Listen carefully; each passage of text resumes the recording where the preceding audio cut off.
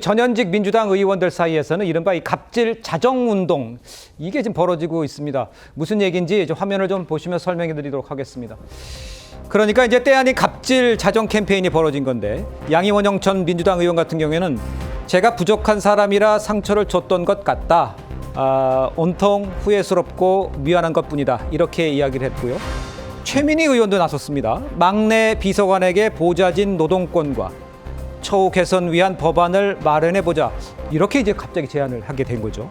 그다음에 이서영 민주당 의원은 저희가 소개해 올렸습니다만, 저도 모르게 상처 준 적이 있을지 모른다는 생각에 말을 아끼게 된다. 그러니까 자신들을 좀 되돌아보고 있는 이런 상황이 된 거잖아요. 이렇게 이제 급박하게 이런 일을 얘기를 하자 이 보좌관들은 이렇게 지적을 했습니다. 화면으로 보시면요. 자, 민주당 보좌진 A씨입니다. 가만히 있으면 중간이나 가지, 참 얄팍해.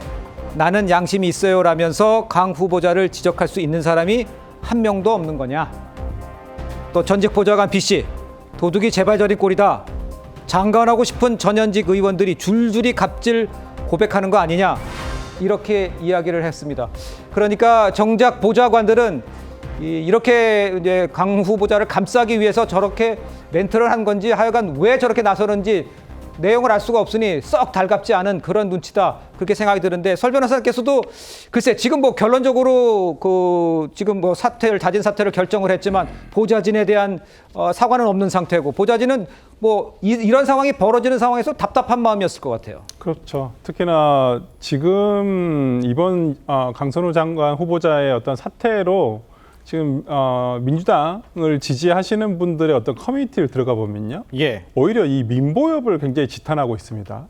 오히려 그들에게 뭐 멸칭을 쓰면서, 수박이라는 멸칭을 쓰면서, 아니 강선우 후보자가 좀 부족할 수 있겠지만 예. 민보협에서 나서서 이렇게 할 일이었냐, 이런 식으로 지금 화살을 다른 데로 돌리고 있거든요.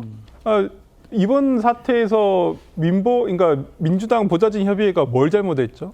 잘못한 게 있나요? 근데 왜 지지자들은 잘못을 오히려 보좌진들에게 돌리고 있는 것인가요? 예. 정말 이러한 좀 삐뚤어진 지지층 때문에 오히려 강선우 후보자의 어떤 사태가 늦어진 건 아닌가라는 생각도 들고요. 네. 그래서 그런지 어떤 지금의 원내 집행부가 어떤 임명을 강행을 주장했던 것은 아닌가라는 생각이 듭니다.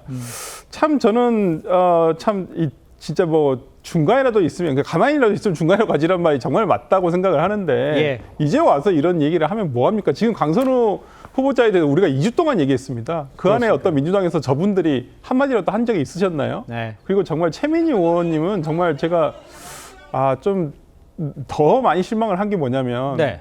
갑질이라는 것이 꼭 법이 있어야 되는 겁니까? 그건 도덕의 문제, 인성의 문제, 우리가 기본의 어떤 인격의 기본 문제 아니겠습니까? 예. 그걸 꼭 법으로 규율을 해야지만 갑질이 없는 것이고, 법으로 규율을 안 하면 갑질해도 되는 것입니까? 저는 이런 부분을 본인은 뭐 마치 보좌진을 위한 듯 얘기를 하고 있는데 예. 그 방식이 너무나 틀렸다고 저는 생각합니다. 알겠습니다. 국민 정서법이라는 것도 있으니까요. 그 얘기를 좀 해주신 것 같아요. 자, 그런데 이제 반면에 결과가 나오기 전까지 여당 안팎에서는요, 오늘까지도 사실 강선우 감싸기가 계속 됐었습니다. 김지호 대변인의 목소리 한번 들어보시죠.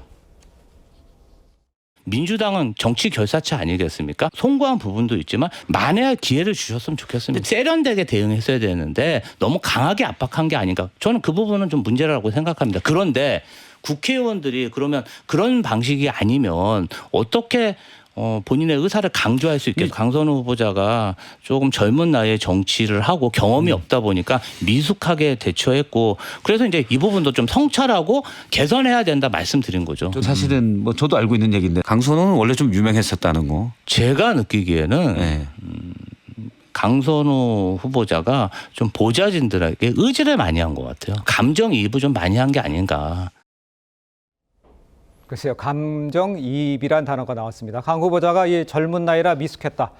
그러니까 이번엔 기회를 줘야 한다, 이런 거 아니겠습니까? 강 후보가 이 보좌진들에게 의지를 하다가 감정이입을 많이 한 것이다, 이런 주장은 글쎄 보호하고 싶은 마음은 이해하겠으나 저 표현이나 이런 건 조기현 변호사께서는 어떻게 보세요? 적절하지 않아 보이네요. 그러니까 예. 어제 그 원내수석 그 부대표들의 발언도 그렇고 어떤 의미로 얘기하는지는 뭐 저는 이해를 합니다. 네. 그러니까 무조건적으로 이 강선호 후보자를 비호하겠다 내지는 보좌진들의 문제도 있는 게 아니냐 그런 관계를 왜 잘못 이해를 못하냐 이런 취지는 아닙니다 분명히. 그러니까 강선우 후보자가 하는 행위와 그것을 해석하는 보좌진들 간의 어떤 생각의 차이, 인식의 차이 문제를 얘기하고자 하는 것인데 저는 일단 전제돼야 될 것이 국회에 있는 보좌진들도 충분한 정치 전문가입니다. 뭐 짧게는 뭐 몇 년이겠지만 길게는 20년 이상 국회 생활한 보좌진들도 많기 때문에 의원 이상의 정치적 감각과 여러 가지 어떤 사회적 인식이 그래서 이제 동지라고 얘기할 정도의 경험이 있는 거 아니겠습니까? 그렇다면 본인들의 입장과 생각을 충분히 얘기할 수 있고 예. 그 생각이나 입장이 본인의 어떤 개인적 이해관계만이 아니라 객관화시켜서 얘기할 만큼 충분히 예. 지성적인 상식이 있는 분들이라면 예. 굳이 관계를 제3자가 나서서 규정하고 해석해주고 그로써 강선우 후보자만을 비유하는 것처럼 해석될 얘기들은 자제됐던 게 맞습니다. 오히려 그 과정에서 보좌진들이 더 혼란스럽고 상처를 입었다는 얘기들을 좀 많이 듣고 있어서요. 이 예. 과정이 남긴 상처 또한 민주당이 전체적으로 이후에 좀 치유해야 될 과제인 건 분명해 보입니다. 알겠습니다. 자, 민주당 의원들은요, 강선호 후보의 이 청문회 직전에 이 정영애 전 여가부 장관에게 예산 갑질 제보를 사실 받았던 것으로 알려져 있습니다. 침묵했잖아요. 그러니까 당 지도부가 낭만 없다고 밝힌 상황에서 의원들도 선뜻 나서기는 사실 어려운 상황이다 이렇게 보는 지적도 있는데 우리 그 이현정 의원께서는 이거는 어떻게 보세요? 자, 이제 민주당이 이번 사태를 보면서 정말 이제 중요하게 생각해야 될 게 예. 안 밀리는 게 이기는 거다. 이 생각을 버려야 돼요. 아. 왜냐하면 국민들의 여론을 들어서 하는 게 절대 이게 창피하거나 밀리는 게 아닙니다. 오히려 더 저는 플러스가 된다고 봐요. 자, 지금 이렇게 자진 사퇴한다고 해서 민주당 지지율과 대통령 지지율이 떨어질까요? 저는 오히려 더 높아진다고 봅니다. 왜? 국민의 소리를 듣고 있다라는 거잖아요. 지금 국민들이 네. 지금 답답해하고 아쉬워하는 게 뭐냐면 대통령과 이런 집권 여당이 국민의 목소리를 들어야 되는데 안 듣기 때문에 화가 나신 거잖아요.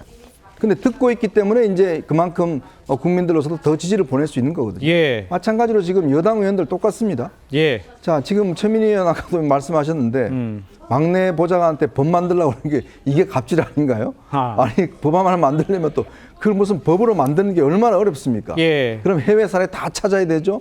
그걸 법으로 강제하는 게 그러니까 마치 보좌진들 위한다 그러면서 그래 너 법 하나 만들어봐 라고 하는 게 이게 오히려 더 갑질. 그러니까 뭐냐면 이 시대가 바뀐 걸 좀 느껴야 돼요. 예. 그러니까 그런 걸 느껴야 되는데 마치 이제 그걸 느끼지 못하면서 이제 저기 하는 행동들.